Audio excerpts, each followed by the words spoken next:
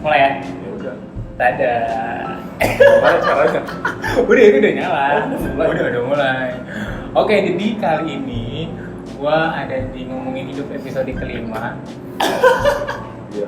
Bareng Anda, geng sini udah jam 12 malam dan karena kita berdua sibuk luar biasa, hari Minggu nggak bisa dan Senin nih Bapak harus langsung take off ke Kendari. Jadi mau nggak mau kita harus ngambil waktu malam.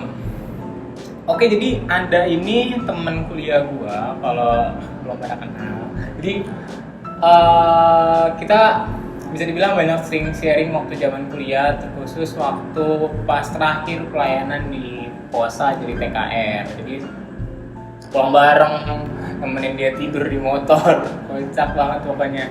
Nah kali ini langsung aja, gue lagi pengen ngebahas hal-hal yang apa ya, yang kayaknya tuh gue lagi rasain beberapa hari ini ndak.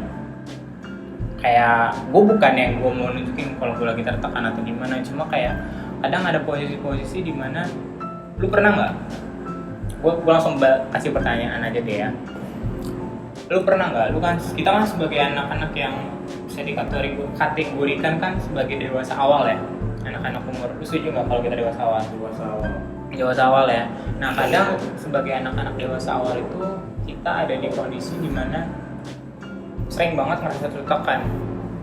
Kalau gua ngerasa dewasa awal, ya pasti akan ada banyak gejolak tertekan. Nah kalau menurut lu sendiri, lu setuju nggak dengan statement gue yang bilang kayak gitu? Tertekan.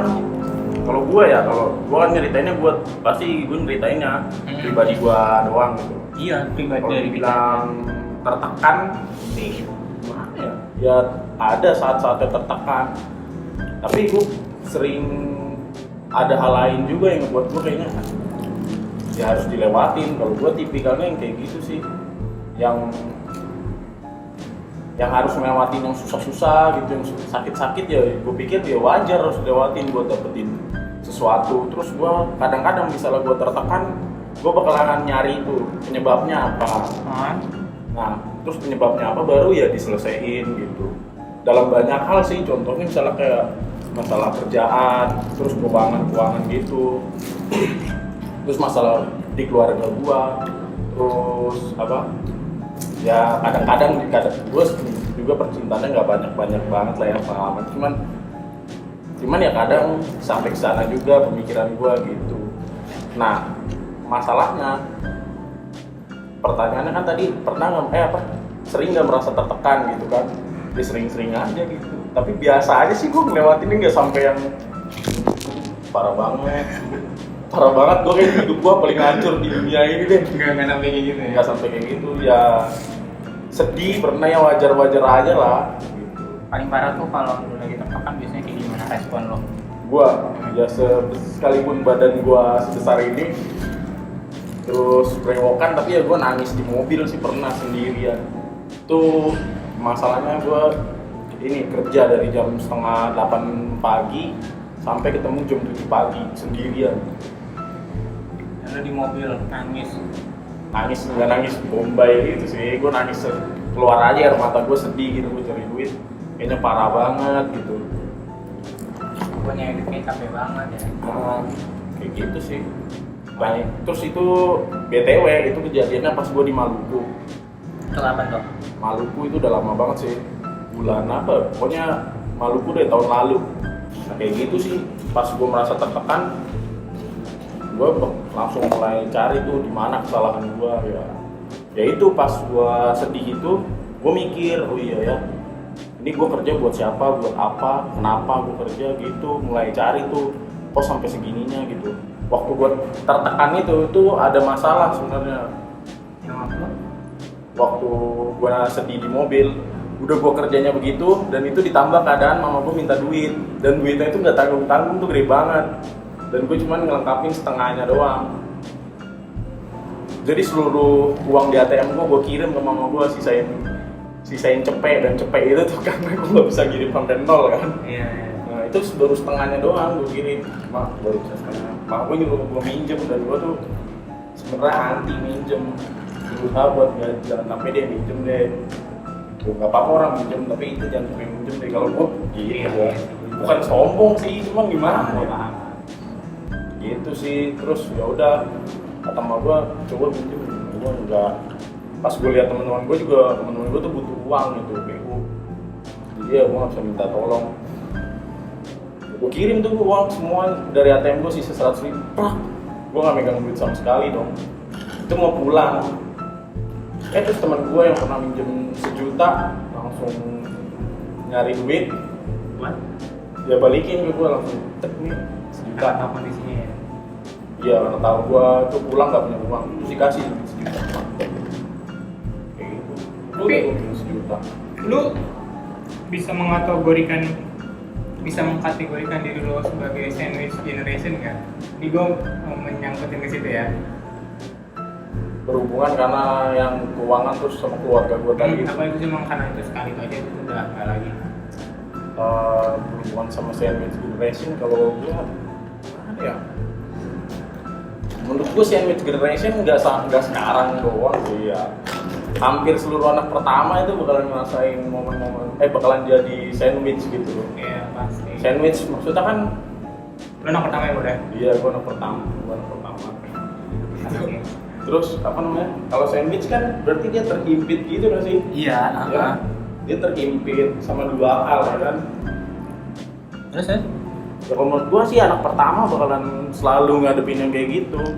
Beban dari orang tua, ya sama lingkungannya, mungkin gitu. Kalau ditanya, gua merasa nggak sih gua sandwich generation? Iya sih. Gua sandwich generation. Dan ada masalah nggak buat lo sebagai? Kadang kan ada orang yang ngerasa ya, gue mau jadi gue aja nggak becus. Ini lagi orang tua gue maksa untuk ngebagi, istilahnya memaksa lu untuk lu bisa jadi sandwich keluarga itu. Akhirnya lu bisa tergolong sandwich generation. Ada banyak lo orang-orang yang ngerasa kayak gue tuh hidupnya masih belum benar gitu. Gue masih belum beres ngatur hidup gue. Masa iya sih gue harus nolong orang tua gue lagi gini. Nah akhirnya jadi kayak tertekan. Ini kan balik lagi ya, karena kan yang kita bahas tertekan kan. Nah apakah lu yang sekarang kondisi kayak gini, lu ngerasa tertekan nggak? Atau lu merasa ya it's okay to be sandwich dan lu bangga gitu bisa ngelakuin hal itu? Kalau misalnya ada 2 pilihan kayak gitu, gua bangga sih. Karena memang gua suka. Satu, suka aja, bisa diandelin gitu. 2, ya itu keajaiban, kewajiban gue gitu loh. Maksud gue merasanya itu kewajiban gue gitu buat nolong keluarga gue gitu, nolong adik-adik gue dengan bantuan materi mungkin ya. Gue bisanya bantuan materi gitu, cari uang gitu. Gue merasa sih, kok gue yang capek, kok gue yang ini. Gue udah capek-capek cari duit, jadi gue juga nih yang hancur. Tapi enggak sih, gue justru merasa malah ya udah deh. Terus gue merasanya siapa lagi gitu yang buat nolong mereka gitu. Gak semata-mata gue langsung, iya gue bangga jadi sandwich karena gue bisa bantuin orang tua gue pakai uang gue. Nggak semata-mata gitu. Kenapa gue bisa ngomong gini? Nah, adik-adik gue tuh butuh yang kayak gitu. Karena mereka lahir di zaman bukan yang zaman mereka nih dari bayi udah ngeliat, wah susah ya hidup. Tapi di satu sisi orang tua gue berharap bahwa anak-anaknya itu sadar gitu loh, bahwa hidup ini tuh keras gitu. Gue merasa adik-adik gue butuh gue, orang tua gue butuh gue buat jalan hidup ke depannya gitu. Gue nyeritain diri gue sendiri, gue merasa nggak ada waktu buat gue merasa tertekan, nggak ada temen curhat, nggak ada apa. Gue paling larinya kemana kayak nonton film gitu-gitu.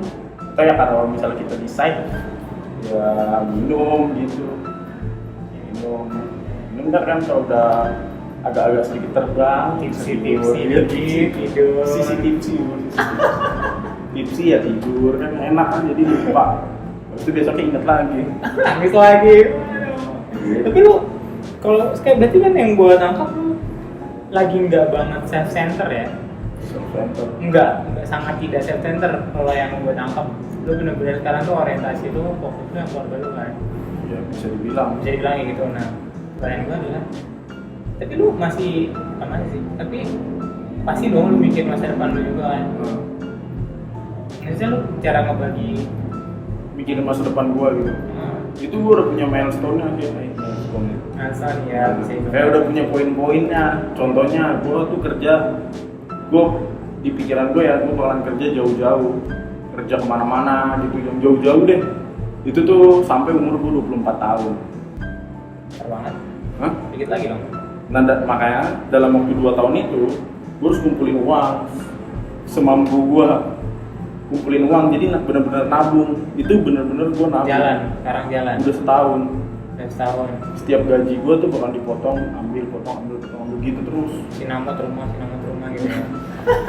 Juga sinamot deh. Gua nikah tuh.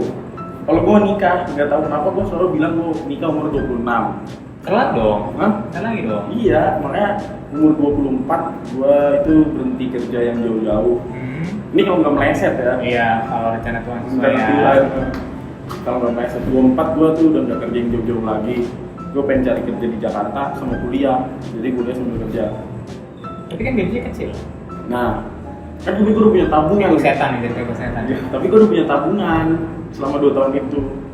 Satu lagi, dalam 2 tahun itu gue harus bukan mencari sih, menjadikan diri gue tuh pribadi yang bisa dibayar kemampuannya. Itu di pikiran gue ya, entah gue bisa banyak hal atau bisa satu hal.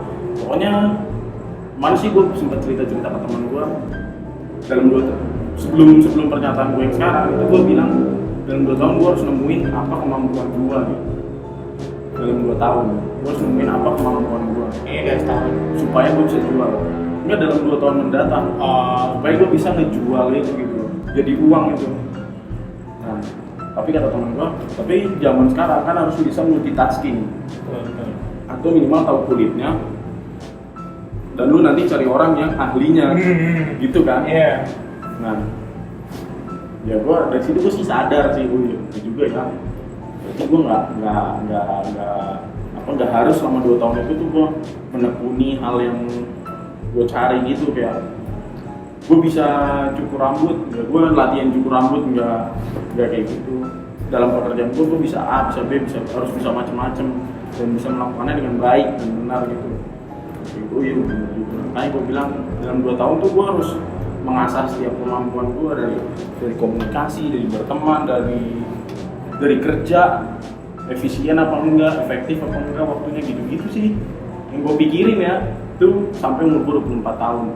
Kenapa 24? Ya karena gue memang pengennya 24 tahun. Karena kalau 25 jelek aja gitu angkanya 25. 24 kan keren. Kalau Mamba mentality kan, Mamba mentality, Black Mamba, siap. 24. Terus kuliah, syukur-syukur kalau bisa extension 2 tahun, dapet yang 2 tahun gitu loh. Ya nggak sih kok di Sakti. Oh gitu. Iya. Lo jangan di UI 3 tahun. Cuma kalau di Sakti 2 tahun. Ya gitu deh, syukur-syukur kalau dalam 2 tahun gue bisa dapet S1. Bisa. Umur gue udah 26, jadi gue lulus kuliah. S1. Nah pas gue kuliah dah tuh baru nyari cewek. Jadi gue benar-benar fokus jadiin diri gue yang baik, bagus, supaya gue punya pasangannya lebih baik. Kayak gitu deh. Kalau gue sih gitu 26 baru deh. Oke. Itu kalau lu tanya, punya nggak sih lu apa namanya? Ya, karena kan gue liat tuh kayak setiap orang nggak pernah mikirin diri sendiri gitu. Kayak gue kepo aja masa depan lu siapinnya gimana gitu kan. Kayak gitu. Ya nggak apa-apa, maksud gue seru aja gitu. Ada cowok ya, terutama biasanya kan kalau yang yang family center gitu kan cewek ya biasanya ya. Karena kan cowok mikirnya ya gue juga punya masa depan kali, kayak ntar istri gue gimana, gue kan punya urusan juga. Nanti beda cerita lagi tuh ceritanya kalau udah menikah kan. Nggak tahu tuh apa gimana ceritanya, tapi kebanyakan ya gue sih nggak tahu gimana nih. Cuma kalau yang gue lihat, tapi ternyata biar pikiran gue ya salah gitu. Kata pas ketemu lu bawa kayak gitu ya, ada juga loh ternyata yang hebat. Nah berarti lu kalau berarti ada satu orang yang bukan menjadikan itu sebagai hal yang buat lo tertekan ya. Nah, itu bukan ngebuat gue nggak tertekan, itu gue ngebuat gue tertekan. Tapi gue mikirnya gue harus lewatin itu. Gitu. Bukan berarti itu tuh nggak ngebuat gue tertekan. Itu bohong banget kalau lu bilang itu nggak ngebuat gue tertekan. Gue cuman merasa bangga aja bisa ngelewatin itu gitu loh. Oke. Tapi itu memang sakit kalau dilewatin kayak gitu. Jadi itu menurut lu ada bagian hidup lu. Iya, memang kita harus lewatin gue harus lewatin aja yang kayak gitu, yang sakit-sakit kayak gitu, dan gue merasa bangga aja kalau bisa lewat. Oke, siap. Kayak gitu. Tapi ada loh orang-orang yang nanggepin masalah tertekan itu beda-beda ya. Tadi lu bilang, ya pernah tuh gue sampai nangis di mobil, lu bilang tapi bukan nangis bombay.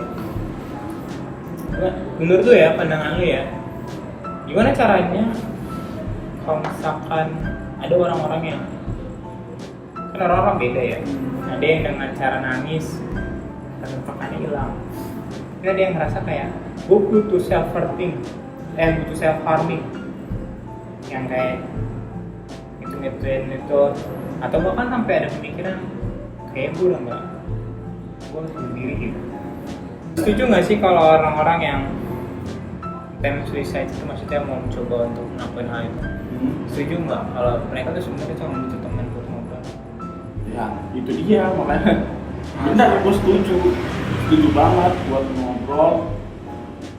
Terus mungkin satu, temen buat ngobrol, dua, nggak tahu cara nyampein keluh kesahnya kemana, ke siapa, ke media apa. Iya. Nanti kan mohon maaf itu misalnya ada teman-teman gereja nih, ya kamu doa deh. Orang yang udah mau, maaf aja nih ya, orang udah mau mati, udah mau bunuh diri, udah mau tusukin kayak gini, terus dia mikir doa sama Tuhan. Gue nggak munafik sih, itu mustahil banget gitu.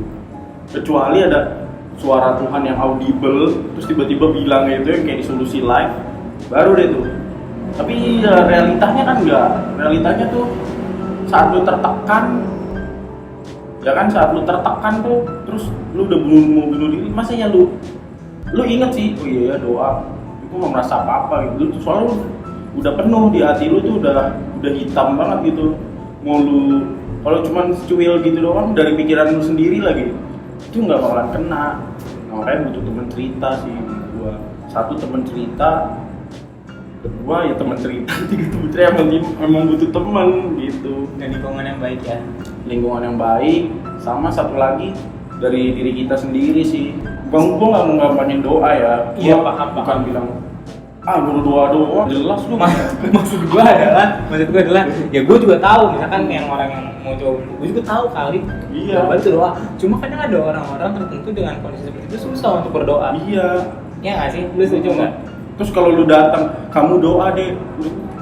Gue kalau digituin gue seakan-akan aku gue goblok banget gitu, nggak berdoa gitu kayak gue. Apa gue nggak ada Tuhannya gitu loh?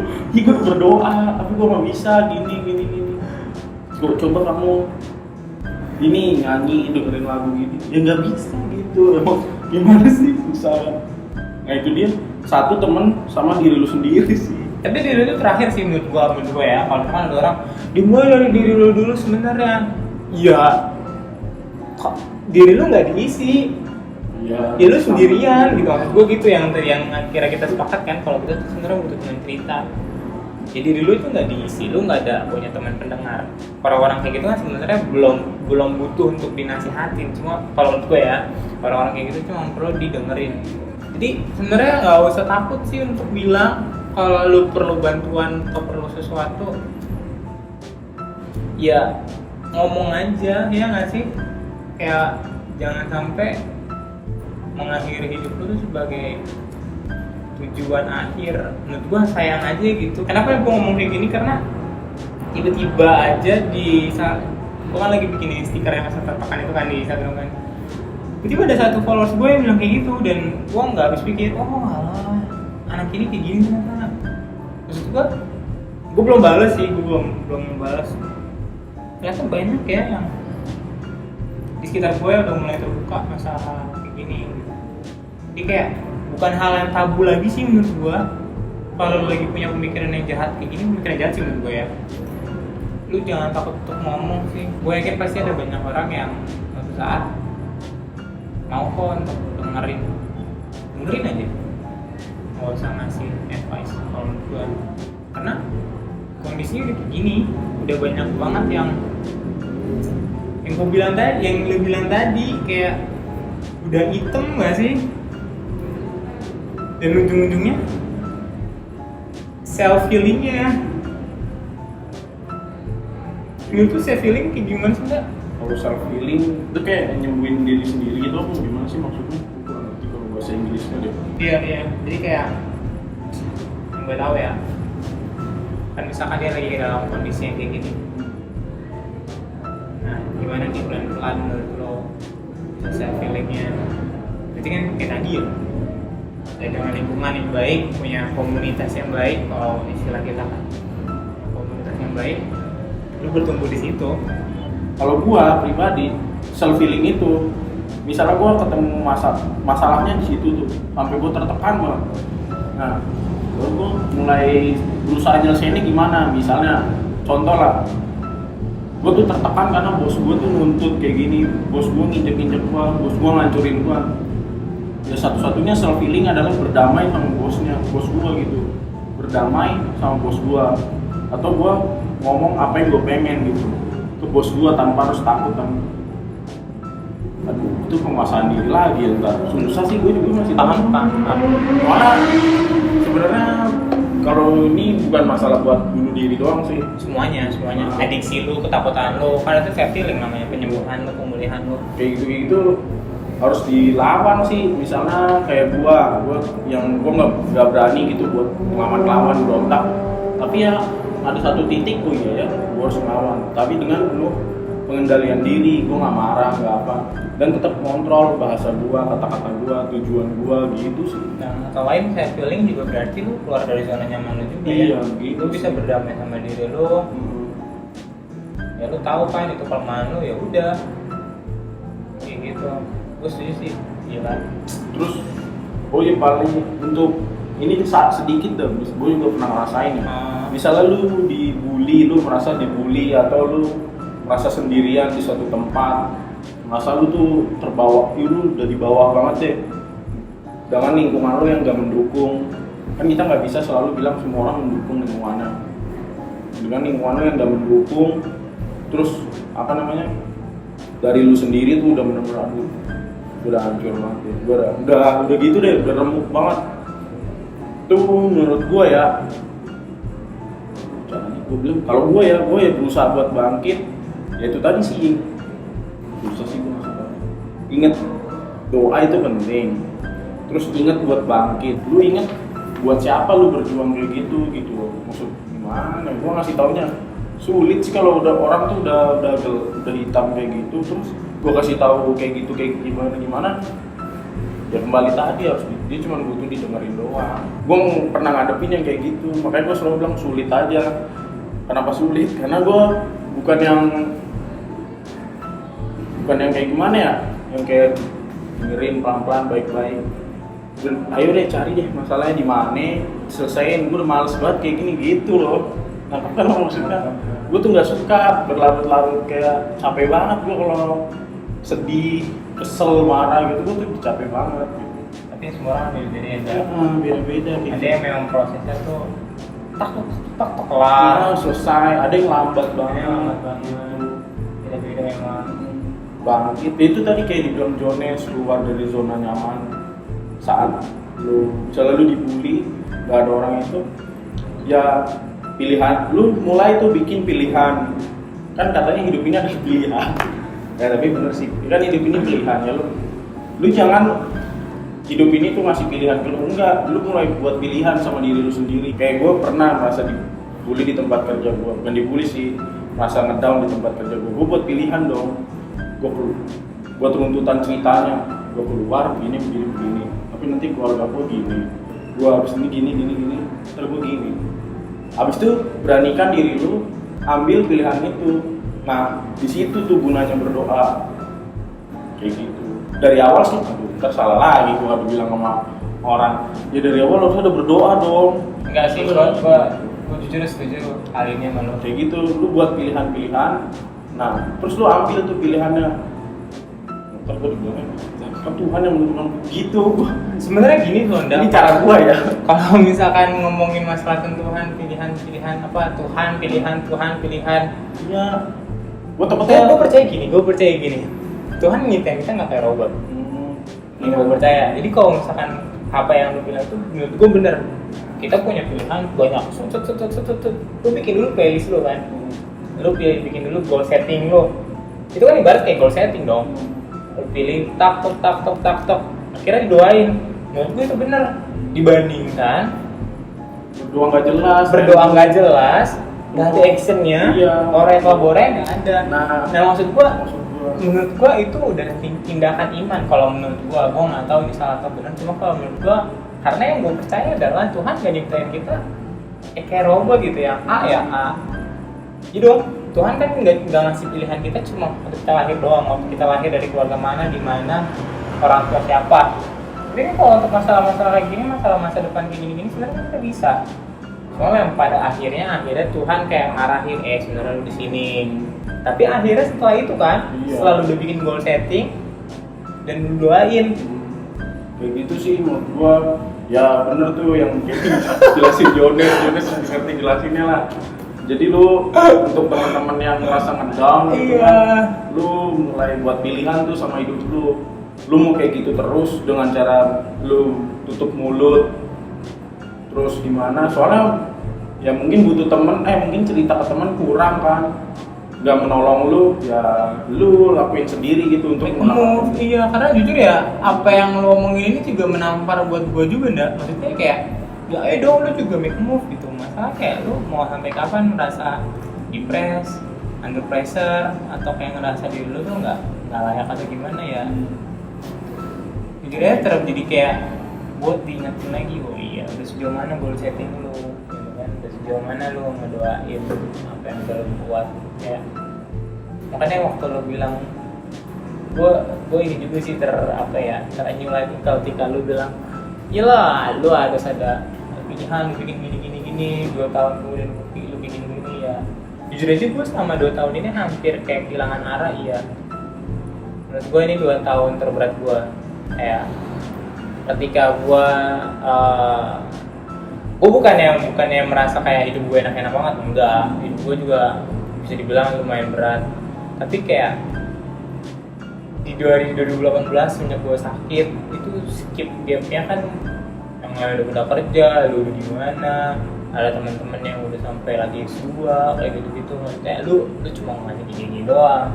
Ya gue juga kayak ya sometimes gue masih ngerasa tertekan, depresi gitu ya pasti lah, itu wajar. Cuma kayak akhirnya gue diingetin lagi, ayo lu udah sejauh mana bikin goal settingnya. Ya wah iya sih, gue diingetin lagi. Dan akhirnya ya jujur aja ya itu bisa jadi lu self healing lu. Karena gimana ya, kalau masalah kayak gitu kan lu bikin pilihan kan, ya kan, lu bikin pilihan dan pasti pilihan itu lu akan ada di mana posisi lu mikirin orang lain. Kan nggak selamanya kita bisa jadi people pleasure ya, maksudnya nggak selamanya kita bisa jadi orang-orang yang bisa menyenangkan hati orang, even itu hati orang tua lu. Ya kan, kadang kayak orang tua lu pengen jadi lu ini, tapi lu ternyata nggak bisa jadi itu, karena lu tahu lu nggak di situ. Ya maksud gua balik lagi ke tadi, ya kenapa enggak untuk bikin goal setting dan akhirnya doain. Kalau mau jadi kan akhirnya, makanya gue lagi ada di tahap dimana ayo dong make a move. Kalau gue pribadi, mau lu 2020 ini mau ngapain, lu mau stay di mana? Kalau gue jujur kayak gitu. Wow, seru banget seru. Dan akhirnya baterai kamera gue udah lowbat. Tapi kayaknya menurut gue cukup sih ya. Gila, seru banget. Ini tuh video konten dadakan banget yang gue tiba-tiba ngechat Anda, enak banget kayak Anda lagi di Bekasi kan. Ndak lu kapan bisa bikin konten ndak? Ndak bikin konten yuk. Ayo udah langsung kapan? Mau ajakin Senin, bener ya. Cuma gue juga ingat juga Senin gue ada kerjaan, katanya kan besok. Besok juga gue mikir kayak nggak bisa, maksudnya minggu. Ya udah akhirnya hari ini dan dadakan banget gitu. Dan entah kenapa gue lagi ada yang gue pikirin di otak gue. Langsung kayak ada, udah bikin konten ada bareng-bareng dah. Gitu. Ya udah, kira bener-bener ini konten terdadakan yang dadakan emang selalu jadi. Thank you Anda. Iya. Luar biasa. Tegang banget nih. Siapa? Gua. Nggak apa. Nanti next bisa meliuk-liuk akhirnya. Iya. Paling buat teman-teman yang ngerasa tertekan, nggak usah takut. Ya klise sih kalau gue bilang nggak usah takut, tapi coba diutarain deh sama teman-teman. Jangan nolep sih, cari temen serius deh. Hati yang penuh kata Anda tadi, hati yang udah gelap itu bisa diisi lagi dengan lu ngeluarin dulu ke orang lain. Kayak ya nggak munafik juga kan. Kalau misalkan dibilang doa tapi hati lu aja masih penuh, gimana mau dengar apa kata Tuhan? Coba diluapin dulu ke siapa kek gitu, cari orang. Ya kalau mau ke gua ya gua open sih sebenarnya. Tapi jangan modus ya. Gila gua gaya banget. Enggak bercanda. Pokoknya kalau emang mau coba butuh cerita, ya gua boleh sih jadi teman cerita lo. Asik. Tapi hati-hati baper. Enggak bercanda. Ya iyalah, lucu banget gua. Tapi udah habis itu udah. Oke, ini aja. Oke.